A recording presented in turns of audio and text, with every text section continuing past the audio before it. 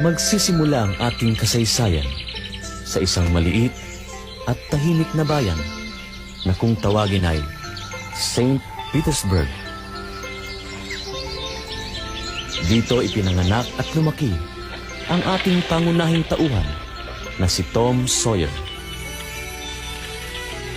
At dito rin makikita ang tanyag, napakaganda at napakalawak na ilog na kung tawagin ay Mississippi.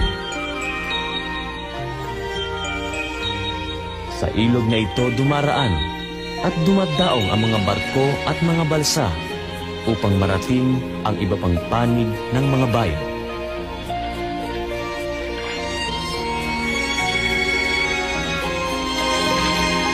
Narito ang pagsisimula ng unang kabanata sa mga pakikipagsapalaran sa masaya at nakatutuwang buhay ni Tom Sawyer na pinamagatang si Tom, si Huck at ang mabangis na baboy damo.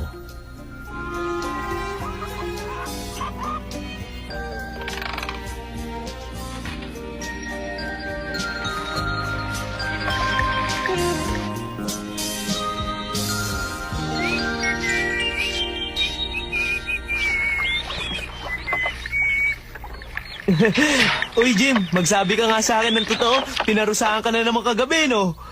Pinalo ka na naman, hindi ba? Huh? Naku, hindi. Bakit naman ang papaluin ni Ginang Polly? Ang bait-bait niya nga sa akin. Sino naman ang pinalo ni Aling Polly, Jim? Meron nga siyang pinalo. Pero hindi ako yun. Si Tom Sawyer. Yun ang pinalo ni Ginang Polly. Oh? Talaga? Si Tom Sawyer ba yun? Ano naman ang ginawa niya? Ginamit ba naman niya lalagyan ng hole niya yung pilak na mangkok? Tunay na pilak yun. Kaya yun, napagalitan. Pilak na mangkok?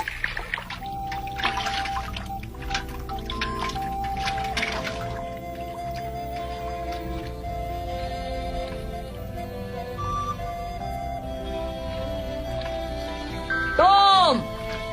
Tom! Bumangon ka na dyan! Bilisan mo, Tomas!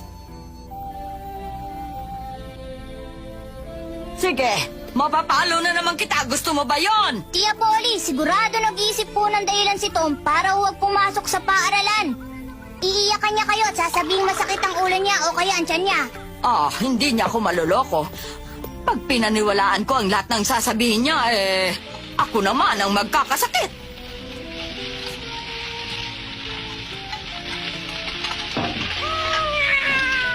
Ginang Polly, eto na po yung tubig. Salamat, Jim. Pupunta po ako sa taniman. Kailangan ko po kasing maihatid na sa pantalan yung mga litsugas ngayong araw na ito. Pasensya ka na muna, Jim, at ikaw na lang ang gumagawa ng lahat ng ito. Hindi na kita matulungan. Nagpapasalamat nga po ako dahil ako ang pinagkakatiwalaan nyo, Ginang Polly. Ay, salamat, Jim. Tom! Huh? Tom! Bumangon ka na dyan at mahuli ka na naman sa paaralan!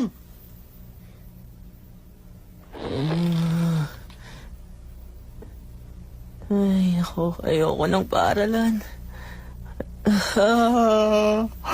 Ayoko rin ng umaga.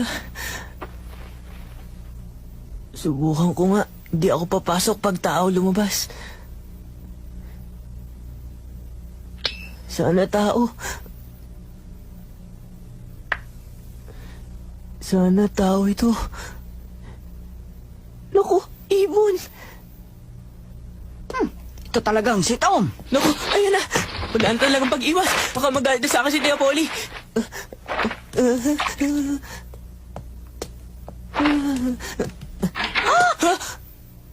Magandang umaga po, Tia Polly.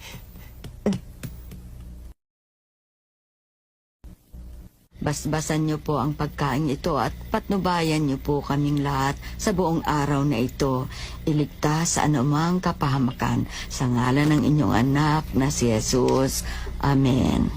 Amen. Kain na tayo. Oh?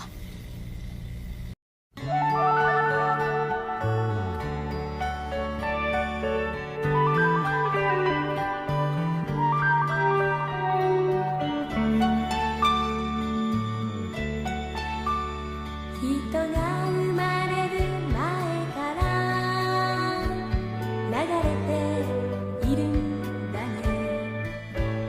空より広い